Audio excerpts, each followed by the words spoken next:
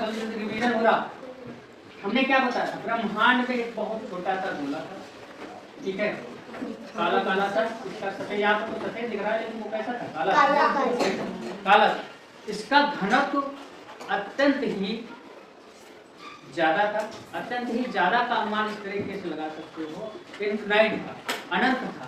इसका घनत्व जो था वो अनंत था, साथ ही इसका तापमान अनंत था, नापने योग्य था ही नहीं, ना इसका घनत्व नापने योग्य था, ना इसका तापमान नापने योग्य था। अचानक इस पिंड में या इस गोले में विस्फोट हुआ। विस्फोट होने के लाखों साल बाद धीरे धीरे उसमें उसी जो पिंड, इसके जो टुकड़े थे या इसमें से निकलने वाली जो ऊर्जा थी, उसी ऊर्जा से धीरे धीरे तारों का निर्माण हुआ। तारों ने धीरे मिल करके आकाश गंगा बनाई, ठीक है, तारों ने मिल करके क्या बनाया, आकाश गंगा बनाई। हमारे मौजूदा अगर ब्रह्मांड की बात करें तो हमारे ब्रह्मांड में माना जाता है 100 अरब आकाश गंगाएं मौजूद हैं। कितनी? 100 अरब।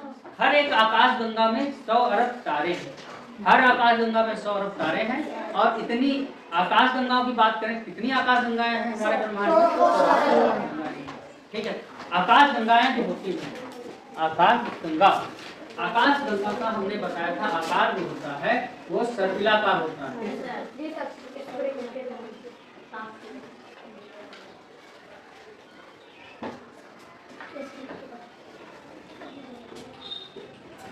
आकाश गंगा का आकार जो होता है वो सर्पिलाकार होता है, ठीक है।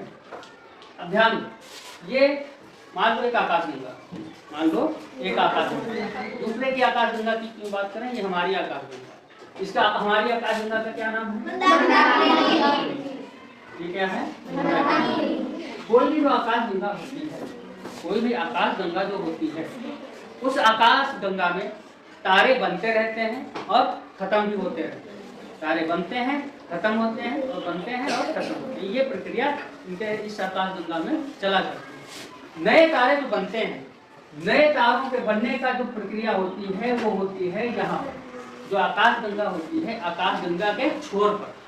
ध्यान दो सब लोग, किसी भी आकाश गंगा में जो नए तारे होते हैं वो बनते हैं उसके छोर पर, ठीक है, छोर पर। नए तारों का जन्म जो होता है वो कहाँ होता है, छोर पर। धीरे धीरे ये तारे बढ़ते रहते हैं आकाश गंगा के केंद्र की तरफ, ठीक।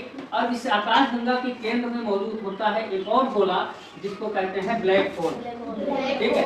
इस आकाश गंगा के केंद्र में मौजूद होता है ब्लैक होल, ठीक है। ब्लैक मतलब क्या, काला छेद जैसा दिखता है। एक ऐसा ब्लैक होल होता क्या है, अगर बात करें तो ब्लैक होल एक ऐसा पिंड होता है या ऐसा गोला होता है, ठीक है। ब्लैक होल ऐसा गोला होता है जिसका गुरुत्वाकर्षण इतना अधिक होता है कि ये अपने पर पड़ने वाले प्रकाश को भी वापस जाने नहीं देता। घनत्व इतना अधिक होता है किसी भी ब्लैक होल का कि किसी भी ब्लैक होल की एक चम्मच मिट्टी 10 हाथियों के वजन के बराबर होती है। इतना ज्यादा घनत्व होता है ब्लैक होल की मिट्टी का। मॉनिटर बात समझ में आ रही, कितना घनत्व होगा, ये ब्लैक होल जो होता है उसकी एक चम्मच मिट्टी 10 हाथियों के वजन के बराबर होती है, ठीक। गुरुत्वाकर्षण इतना भयंकर होता है कि वो अपने पर पड़ने वाले प्रकाश को भी वापस नहीं जाने देता। देखो होता क्या है, हमें कोई भी चीज कैसे दिखाई देती है, जब प्रकाश किसी पर पड़ता है तो प्रकाश वापस जाता है, ठीक है। जो जितना ज्यादा सफेद होगा, जितना कलर उसका सफेद होगा, उतना ही उसका प्रकाश वापस होगा, उस पर पड़ने वाला प्रकाश उतना ही वापस होगा, ठीक। काले रंग में उतना ही प्रकाश अवशोषित हो जाता है, ठीक। तो ये जो ब्लैक होल है, इस ब्लैक होल की ये वाला जो ब्लैक होल है, इस ब्लैक होल का गुरुत्वाकर्षण इतना अधिक है कि प्रकाश को भी, जो प्रकाश पड़ता है उसको भी वापस नहीं जाने देता, जिसके कारण ये जो ब्लैक होल है दिखाई नहीं देता। दिखाई तब देगा ना जब इसका पड़ने वाला प्रकाश वापस आएगा, तभी तो हम आंखों से देख पाएंगे। ये दिखाई ही नहीं देता, ये सिर्फ मात्र महसूस होता है, यहाँ पर कुछ है, काला सा कुछ है, कुछ छेद जैसा है, लेकिन दिखाई नहीं पड़ता, सिर्फ महसूस के तरीके से होता है, ठीक। तो हमारी जो किसी भी आकाश गंगा में, आकाश गंगा के केंद्र में मौजूद होता है ब्लैक होल। नए तारों का जन्म होता है उसके छोर पर। ये जब नए तारे जितना समय होता जाता है ये अंदर की तरफ बढ़ते हैं, आकाशगंगा के अंदर की तरफ बढ़ते हैं। अंदर की तरफ बढ़ते बढ़ते धीरे धीरे बढ़ते रहते हैं। इनका आकार इस प्रक्रिया के दौरान जब यहाँ पर बनते हैं और बनने के बाद में धीरे धीरे आकाशगंगा के केंद्र की तरफ बढ़ने लगते हैं। धीरे धीरे ये तारे जो है अंदर आते रहते हैं और एक समय के बाद में इनमें मौजूद जो गैसें होती हैं वो गैसें खत्म हो जाती हैं। गैसें खत्म होने के बाद ब्लैक होल, ये सब बन जाते हैं और धीरे धीरे अंदर आते रहते हैं। एक समय बाद ये कहाँ मिल जाते हैं? Black hole. ब्लैक होल के अंदर ये सारे समाहित हो जाते हैं और यहीं पर इनका जीवन खत्म हो जाता है। ठीक, हमारी आकाश चूंकि जो हम बात कर रहे हैं हमारी आकाशगंगा की, तो किसी भी तारे का हमने जीवन काल कितना बताया था? लगभग 10 साल होता है। हाँ, 10 अरब साल। किसी भी तारे का जीवन काल कितना बताया गया था? 10 अरब साल। ठीक है, 10 अरब साल। हमारा जो तारा है उसका जीवन कितना पूरा हो गया है? लगभग आधा पूरा हो गया है। तो इसका मतलब कहीं ना कहीं हमारा जो सूर्य है, तो हमारा सूर्य कहीं ना कहीं अपने आधे रास्ते में पहुंच चुका होगा, क्योंकि आधा उसका जीवन खत्म हो गया ना। तो आधा हमारा मान लो सूर्य हमारा यहाँ बनने के बाद बढ़ता रहा। आज उसकी टोटल उम्र कितनी है सूर्य की? 10 अरब साल। ठीक है, सूर्य कितनी हो गई है? 5 अरब साल। ये इसका पूरा रास्ता है। 5 अरब साल पूरी हो चुकी है, तो कहीं ना कहीं सूर्य हमारा कहाँ पहुंच चुका होगा? अपने आधे रास्ते में। तो हमारा सूर्य लगभग कहाँ पर है? यहाँ पर। ठीक है, कह सकते हो जो हमारा सूर्य है वो आकाशगंगा में अगर कहाँ स्थित है तो बिल्कुल किनारे पर भी नहीं है और बिल्कुल केंद्र में भी नहीं है, वो बीच वाले हिस्से में स्थित है हमारा सूर्य। और यहीं पर स्थित है। यहीं पर स्थित होने के साथ साथ इसके साथ हमारे क्या साथ में लगे पड़े हैं? हमारे ग्रह। कितने ग्रह? 8 ग्रह इसके साथ लगे हुए हैं और साथ में इसके घूम रहे हैं और यही घूमते घूमते आकाशगंगा के चक्कर लगा रहा है। सूर्य जो है हमारा, सूर्य जिस तरीके से हमारे ग्रह सूर्य का चक्कर लगाते हैं उसी प्रकार से सूर्य भी चक्कर लगाता है आकाशगंगा पर। ठीक है, इस ब्रह्मांड में मौजूद कोई भी चीज स्थिर नहीं है। कोई भी चीज स्थिर नहीं है। स्थिर होने को तो हमें तुमको लगता होगा ये देखो सीट पड़ी है, बेंच पड़ी है, कुर्सी पड़ी है, स्थिर है कहते हो, लेकिन स्थिर नहीं है। सब कुछ चलायमान है। चलायमान मतलब वो घूम रहा है। हम तुम पेड़ पौधे कुर्सी में जो भी कुछ है सब घूम रहा है, चलायमान। सूरज तुमको लगता है कि स्थिर है, चंद्रमा लगता है स्थिर है, कुछ भी स्थिर नहीं है। सूरज जिस तरीके से हमारे ग्रह हमारी पृथ्वी या 8 ग्रह सूर्य का चक्कर लगाते हैं, उसी प्रकार से सूर्य भी चक्कर लगा रहा है आकाश में। ठीक है, अगर हम किसी तारे के जन्म की अगर बात करें तो तारों का जन्म होता है गैसों के बादल से। बड़े बड़े ब्रह्मांड में, अंतरिक्ष में कह सकते हो, मौजूद होते हैं बड़े बड़े बादल, धूल और गैस के, जो बने होते हैं धूल और गैस के। उन बादलों में मौजूद होती है हाइड्रोजन और हीलियम। उन बादलों में मौजूद हाइड्रोजन और हीलियम गैस के कारण उन बादलों में संकुचन पैदा होता है। ठीक है, मतलब दूर दूर मौजूद बादल एक पास आने लगते हैं जिसके कारण उनमें मौजूद गैसें जलने लगती हैं और धीरे धीरे निर्माण होता है एक तारे का, जन्म होता है एक नए तारे। ठीक है, तो तारे का जन्म कैसे होता है ये मोटा मोटी इतना समझ लो। इसके बाद अगर जरूरत पड़ेगी बताने की तो भी बताया जाएगा। समझ में आया इतना? कैसे समझ में? मान लें सर एक क्वेश्चन है। सर ये कैसे पता चला कि सर हमारे जो ब्लैक से जो छिद्र था जिससे वो फूटा जिससे हमारा ब्रह्मांड का जो निर्माण हुआ, कैसे पता चला कि उसी से हमारा ब्रह्मांड का निर्माण हुआ? उसी से ब्रह्मांड करने वाला कैसे पता चला? ये इनका सवाल समझो क्या? ये सवाल पूछ रहे हैं कि सर आखिर कैसे पता चला कि वो गोला एक कोई था, वो फूटा तो उसी से सब पूरे ब्रह्मांड का निर्माण हुआ, पूरे तारों का, ग्रहों का या उपग्रहों का जो भी इस दुनिया में मौजूद है या इस ब्रह्मांड में मौजूद है, वो सब आखिर एक छोटे से गोले से ही बना है। ये कैसे पता चला? ये तो है ना। तो इसका सवाल, इसका उत्तर कुछ ऐसे समझ सकते हो।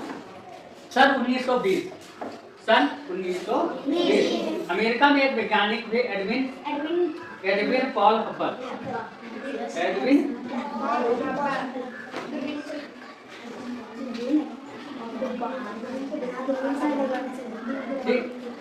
उन्होंने एक दूरबीन बनाई जिसको टेलीस्कोप कहते हैं। ठीक है, उन्होंने एक दूरबीन बनाई जिसको हब्बल टेलीस्कोप के नाम से जानते हैं। उन्होंने उस दूरबीन की सहायता से जब अंतरिक्ष में झांका, अंतरिक्ष में देखा, तो उन्होंने पाया कि जो अंतरिक्ष में मौजूद आकाश गंगाएं हैं, ठीक है, जो आकाश गंगाएं हैं वो एक दूसरे से दूर हो रही है, इधर कोई इधर जा रही, कोई उधर जा रही, कोई उधर। इसी से एक अंदाजा लगाया गया कि अगर कोई चीज आज दूर हो रही है तो कभी ना कभी ये एक बात समझ पा रहे। मान लो उदाहरण के लिए, मान लो आपने अपने मुट्ठी में क्या ले लिया, बताया जो ले लिया, क्या? गिट्टी, कंचे ले लो, मान लो, ठीक है, बहुत से कंचे ले लो, मान लो, ठीक है, कंचे लिए, कंचों को ऐसे फेंको तो क्या होंगे? कंचे एक साथ थोड़े जाएंगे, कोई कंचा उधर जाएगा, कोई उधर जाएगा, कोई उधर जाएगा, कोई उधर जाएगा, ऐसे ही तो जाएंगे कंचे, अलग अलग जगहों को, अलग अलग डायरेक्शन को, ठीक है। लेकिन अगर जब उन पर जा रहे हैं, अगर उनका जन्म होने का या उनके निकलने का स्थान अगर देखा जाए, उनके जन्म का स्थान देखा जाए तो कहाँ है? तो तुम्हारे हाथों से तो निकले, कभी ना कभी वो आज ऊपर जा रहे हैं। इसके कुछ देर पहले वो कहाँ थे? एक मुट्ठी में थे, एक जगह थे। जब फेंका आपने तभी तो ऊपर गए। या ऐसे इसको और समझ सकते हो, जैसे पटाखा, ऊपर वाला रॉकेट वाला पटाखा देखते हो तो रॉकेट वाला पटाखा जो है ऊपर जाता है, जाकर फटा, उसमें से देखो चिंगारियाँ निकलती है, उधर जाएगा, ऐसे निकलती देखते हो ना, ठीक, वो निकल तो रही है, लेकिन उसके पहले वो कहाँ उस होता, उस पटाखे के अंदर, उसके पहले कहाँ था? पटाखे के अंदर, ठीक है, बात समझो। तो जब उन्होंने देखा कि आकाश गंगाएं कोई इधर जा रही है, तो अरविंद पाल हब्बल ने जब ये देखा कि सभी आकाश गंगाएं एक दूसरे से दूर हो रही हैं, तो वैज्ञानिकों ने इसी के आधार पर एक चीज का प्रतिपादन किया, या इस सिद्धांत का प्रतिपादन किया कि कभी ना कभी ये एक पास रहे होंगे, ठीक है, एक पास रहे होंगे। जैसे कि कोई रबर जब खींचते हो, देखो खिंचती चली जाती,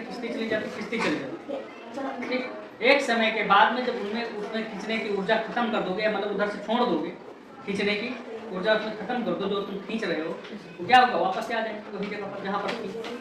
ठीक उसी प्रकार से जितनी भी आकाश गंगाएं ये दूर जा रही हैं, ये भी कहा जाता है कि एक समय के बाद इनमें दूर जाने की ऊर्जा खत्म हो जाएगी और ये वापस से आएंगे और वापस ही उसी पिंड में समाहित हो जाएंगे, सब कुछ एक रूप में समाहित हो जाएगा, ठीक है। दो चीजें हैं इसमें। आज जो आकाश गंगाएं दूर जा रही हैं, दो चीज सिद्धांत इसमें काम कर रहे हैं कि पहला, या तो ये दूर जा रही और जब इनमें दूर जाने की क्षमता या शक्ति या ऊर्जा खत्म हो जाएगी तो वापस से जगह मिल जाएंगे, ठीक, या तो ये हमेशा के लिए दूर ही चले जाएंगे, ठीक है, या तो ये हमेशा के लिए दूर ही चले जाएंगे। ऐसे दो सिद्धांत माने गए, लेकिन इसमें से क्या होगा ये तो भविष्य पर निर्भर है, या हो सकता है वैज्ञानिक इसमें कुछ और खोज करें तो हो सकता है पुख्ता रूप से या कुछ इसमें और भी जानकारी निकल कर सामने आ सके, ठीक है। तो जब एक गोला फूटा, जब छोटा सा पिंड फूटा तो उसको नाम दिया वैज्ञानिकों ने क्या? Big bang. जब वो फूटा तो फूटने की प्रक्रिया को उन्होंने क्या कहा? बिग बैंग कहा। जब वापस ये मिलेंगे तो उसको क्या कहेंगे? बिग क्रंच के नाम से जाना जाएगा, ठीक है। देखो हिंदू ग्रंथों में कहा जाता है कि जब भगवान राम ने रावण को मारा, राजपाट किया और उनको वापस जाना था अपने बैकुंठ धाम। भगवान राम जो थे किसके अवतार माने जाते हैं? किसके अवतार माने जाते हैं? विष्णु जी के ना, विष्णु जी के। विष्णु जी जहाँ रहते हैं उनके निवास स्थान को बैकुंठ धाम कहते हैं, ठीक है, बैकुंठ धाम कहते हैं। तो भगवान राम ने जब रावण को मारा, राजपाट किया, अपना राजपाट अपने बच्चों को, अपने संतानों को दे दिया और देने के बाद में उनको वापस जाना था, इस दुनिया से वापस जाना था। तो जो उनके परम भक्त थे कौन? हनुमान जी, ठीक है। जब भगवान राम को वापस जाना था तो उनके भक्त जो थे हनुमान जी, वो कह रहे थे कि भगवान हमको चलना है साथ में, हम तुमको अकेले नहीं छोड़ेंगे, आपको अकेले छोड़कर नहीं जा सकते, हम चलेंगे साथ में। तो कहा जाता है भगवान राम ने धरती में चुपके से एक छेद किया और छेद में अपनी अंगूठी निकाल कर डाल दी, ठीक है। और हनुमान जी से कहा कि वो तो मेरी अंगूठी उस पर गिर गई है, जरा ले आओ जा करके। ठीक। तो हनुमान जी उस अंगूठी को लेने गए उज्जैन में। वहां जब पहुंचे तो उन्होंने देखा कि वहां तो अंगूठियों का ढेर लगा है। ठीक है, उन्होंने देखा कि अंगूठियों का वहां पर ढेर लगा। तो वहां पर शेषनाग जी उनको मिले। शेषनाग जी ने कहा जो है कैसे आना हुआ, तो कहे हनुमान जी कहे कि जो है अंगूठी लेने आए हैं, यहाँ तो अंगूठियों का ढेर लगा है। तो शेषनाग जी ने बताया उनको, हनुमान जी को, कि तुमको पैसा बना दिया। ठीक है, तुमको पैसा बना दिया गया। भगवान राम ने एक बार तुमको फिर पैदा मतलब पागल बना दिया, बिल्कुल बना दिया, तुम ही कहो। ठीक है, क्योंकि इसके पहले इनके जन्म और भी हुए हैं, बहुत जन्म ले चुके हैं, ऐसे ही ये हमेशा कालांतर से चलता आ रहा है। ठीक है, जन्म लेते हैं, उनको हमेशा बेवकूफ़ बनाते हैं, मुट्ठी डालते हैं और हमेशा अपना निकल जाते हैं चुपके से। उनको जल साफ नहीं ले जाते, बस ऐसे उनको बेवकूफ़ बनाया करते हैं। ठीक, इस सिद्धांत की अगर बात करें तो कुछ ऐसा ही है। बिग बैंग हुआ, सृष्टि बनी, दुनिया बनी, ब्रह्मांड बना, मतलब तारे बने, ग्रह बने, जो भी बना, ठीक है, सब कुछ बन गया। फिर एक दिन ये खत्म होगा। ठीक, एक गोले में फिर समाहित होगा। अब तो चाहते हैं कि वो गोला फिर से फटेगा, फिर दुनिया बनेगी और फिर से मिलेगी, फिर वो गोला फटेगा, फिर बनेगी, फिर खत्म होगी, यही चलता रहेगा। इस सिद्धांत के अनुसार ये प्रक्रिया हमेशा चलती है। ठीक है, जैसे भगवान राम का अगर बात करें तो उन्होंने जिस तरीके से जन्म लिए, कई बार जन्म लिए, हनुमान जी को पता ही नहीं था। ठीक है, तो कुछ सिद्धांत ऐसे ही काम कर रहा है। असल में क्या होगा कोई पता नहीं। ये सिद्धांत है। ठीक है, जो चीजें वैज्ञानिक देखते हैं, तो इसमें झांकते हैं, उसी के आधार पर अपने अंदाजा या अपने आकलन जो होते हैं लगा करके सिद्धांत बनाते हैं। जैसे आपने सभी बताया कि ब्रह्मांड में कोई चीज स्थिर नहीं, आकाशगंगा भी नहीं स्थिर होगी। आकाशगंगा भी कहाँ स्थिर है? कुछ भी नहीं है, आकाशगंगा भी नहीं स्थिर है। ना ग्रह, ना उपग्रह, ना कोई तारा, कुछ भी स्थिर नहीं है। और ये आकाशगंगाएं बनी कहाँ से? तारों से ही तो बनी है। ठीक है, ये तारा ही चल रहे हैं, तारे ही घूम रहे हैं, तारे अपनी जगह पर स्थिर नहीं है, तो आकाशगंगा क्या अलग है? कि आकाशगंगा बनी किसकी है? तारों की ही तो बनी है। आप समझ रहे हो? तो आकाशगंगा भी स्थिर थोड़ी है। आकाशगंगा बताए नहीं तो आकाशगंगा दूर जा रही है एक दूसरे से, इधर तरीके से घूमती जा रही है। ठीक है, सूर्य जब आकाशगंगा का चक्कर लगाता है तो इसके चक्कर लगाने की स्पीड की अगर बात करें तो हजारों किलोमीटर स्पीड है, हजारों किलोमीटर। ठीक है, महसूस नहीं होता है।